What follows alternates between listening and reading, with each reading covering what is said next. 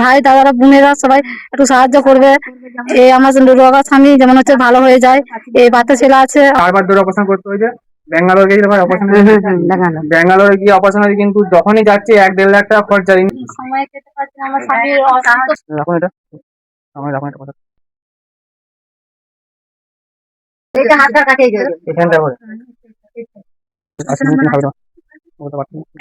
এরপরে গ্রামে গ্রামে মেঘে মেঘে বেরিয়েছিল, দিয়ে ছেলেটাকে নিয়ে ব্যাঙ্গালোর যাওয়া হয়েছিল। এখন ছেলেটা অসুস্থ, ছেলেটার ঘরের সংসারে কিছু চলে নেই, খেতে পায় না। ছোট একটা বাচ্চা ছেলে আছে, ছেলে মেয়ে সবাই মিলে পাড়াতে পাড়াতে ভিক্ষে করে মাগান যাপন করে আর করে সহযোগিতা করে ব্যাঙ্গালোরে দিয়ে অপারেশন হয়ে গেলাম। কিন্তু ছেলেটাকে সে তো ভালো হতে পারলেন না।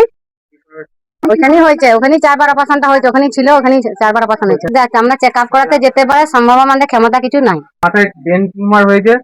পাড়ার প্রতিবেশীরা সব মানে সাহায্য করছে, চারদিকে ম্যানেজ করে টাকা ভাইকে দেয়। এইভাবে উনি কিছু টাকা জোগাড় করে 2 মাস 3 মাস পর জোগাড় করে উনি ব্যাঙ্গালোর যায়, যে ডাক্তার দেখে আসে। ব্রেন টিউমারের জন্য খুব একটু ছেলে আছে, খাবারটা পর্যন্ত জোগাড় করতে পারছে না।